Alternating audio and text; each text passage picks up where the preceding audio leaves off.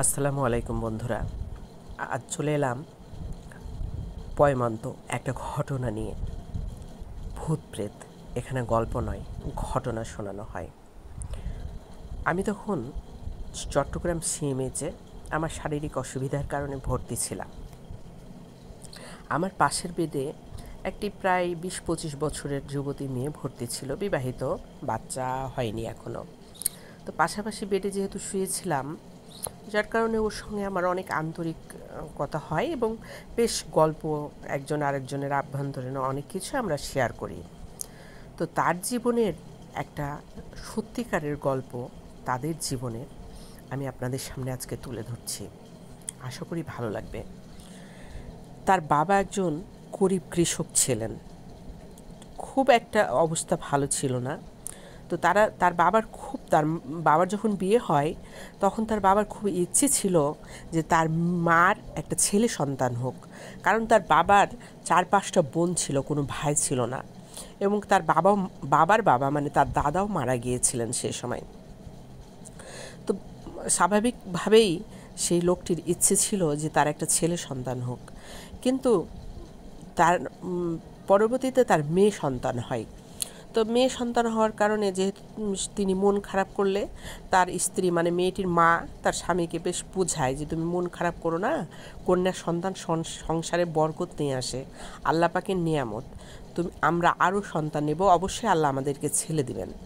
তো এই কথা শুনে তিনি আর কিছু বলেন না। যাই হোক, তাদের দিন কেটে যায়। পরবর্তীতে বছর দুয়েক পরে আবার আরেকটা সন্তান হয় এবং দুর্ভাগ্যবশত সেটাও মেয়ে সন্তান হয় এবং তিনি ভীষণভাবে মন খারাপ করেন। কিন্তু তার স্ত্রী আবার তাকে বোঝান। তিনি সহজ সরল মানুষ ছিলেন, তিনি বুঝে নেন।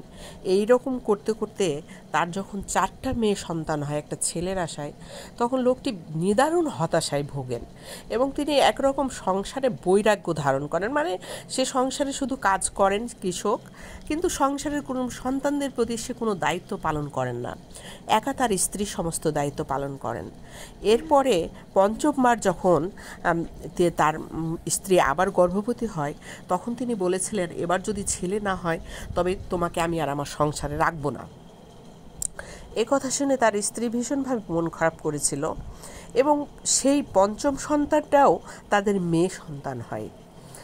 এবার লোকটি ভীষণভাবে ক্ষেপে ওঠেন তার স্ত্রীর ওপর এবং স্ত্রীকে অকথ্য ভাষায় গালিগালাজ করে তিনি বাড়ি থেকে বের হয়ে যান। দুর্ভাগ্যবশত মেয়েটি একেবারে কদাকার, কুৎসিত এবং প্রতিবন্ধী হয়। এই অবস্থায় তার মাও মেয়েটিকে বেশ অবহেলা করতে শুরু করে, যেহেতু তার স্বামী তার উপর নাখোশ, তিনি আর কত সহ্য করবেন। তো এই অবস্থা দেখে এই যে মেয়েটি আমার সঙ্গে পাশের বেডে ভর্তি ছিল সিএমএইচে, এ ছিল বাড়ির বড় মেয়ে। এই মেয়েটি তার ছোট বোনকে লালন পালন শুরু করে। এই মেয়েটির বয়স তখন 10-12 ছিল বা 13 এরকম। তখন এই মেয়েটি তার ছোট বোনটিকে মা শুধু দুধ খাইয়ে দিতেন, আর সেই সব কিছু কোলে নিয়ে থাকা, পেশাব পায়খানা পরিষ্কার করা সব কিছু এই মেয়েটিই করতো। তো একদিন তার মা হয়তো কোনো কাজে বাইরে গেছে, তো বাচ্চাটি খুব কান্না করছে, ঘরে কোনো পানি ছিল না। তো এই বড় মেয়েটি কলসে করে পুকুর থেকে পানি নিয়ে আসতে যাচ্ছিল, কিন্তু বাচ্চাটি যেহেতু কান্না করছে, মেয়েটি চিন্তা করলো যে যেহেতু বাড়িতে পানি নেই, তার বাবাও আছে, পানি না পেলে রাগ করবে, তাই সে কান্নারত অবস্থায় মেয়েটিকে বারান্দায় শুইয়ে রেখে পানি আনতে চলে যায়।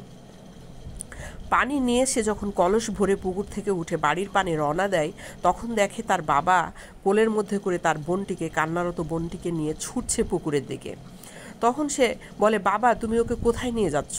তার বাবা রাগে কটমট করে তার দিকে তাকিয়ে পুকুরের পানে ছুটে যায় এবং বাচ্চাটিকে সজোরে পুকুরে পাক দেয়, অনেক জোরে চালিয়ে দেয় আর কি পুকুরে।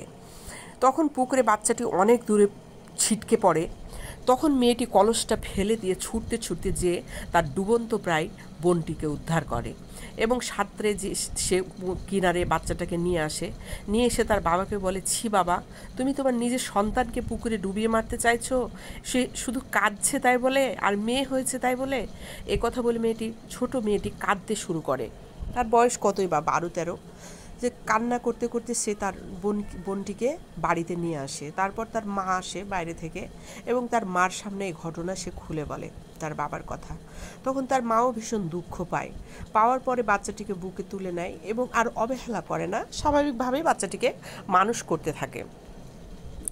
এর মধ্যে প্রায় 2 বছর কেটে যায়, বাচ্চাটি আস্তে আস্তে বড় হয়েছে।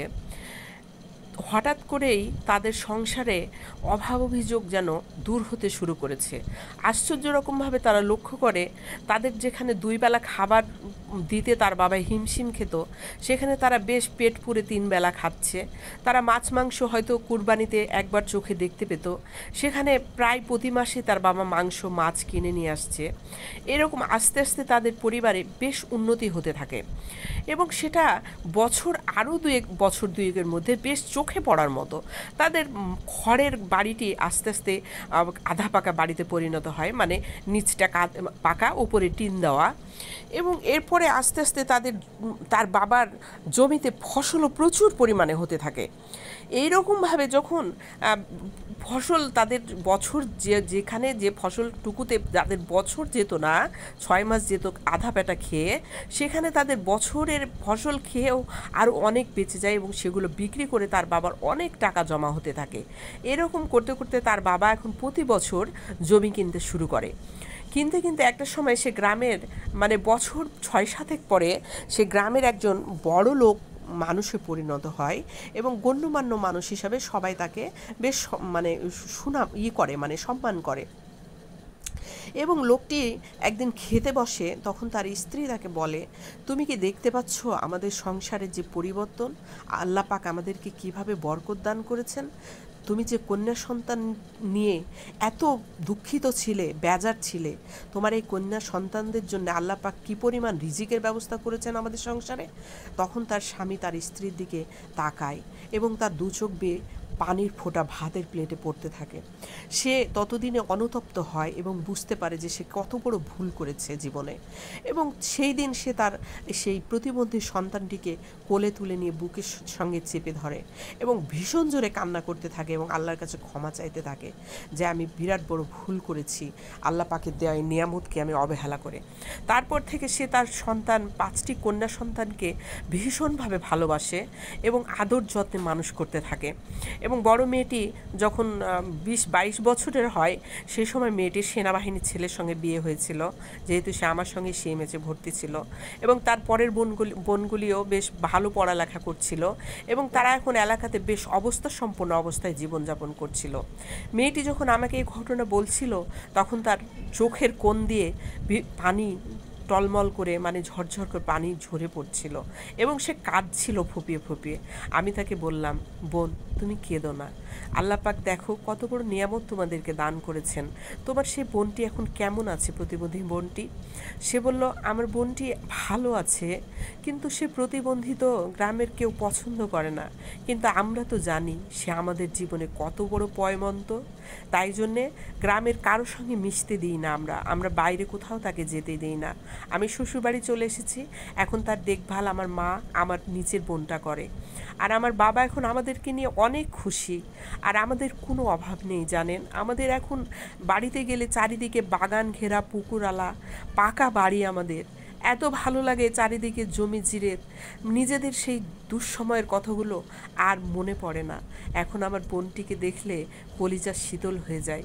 কিন্তু অন্যেরা তো তা বুঝে না। অন্যেরা মনে করে কি একটা বিশ্রী প্রতিবন্ধী আমাদের ঘরে এসেছে, কিন্তু আমরা তো জানি সে আমাদের জীবনে কি হয়ে এসেছে।